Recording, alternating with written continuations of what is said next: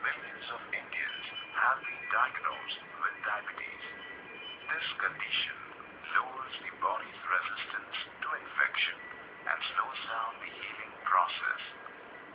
Dental patients with diabetes run a higher risk with gum disease. That is why regular dental checkups are so important. It is possible to have periodontal disease and not have all the symptoms.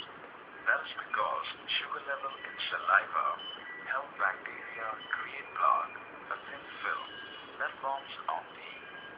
Some of the signs are gums that bleed easily, are red, swollen and tender, or teeth that have recently loosened.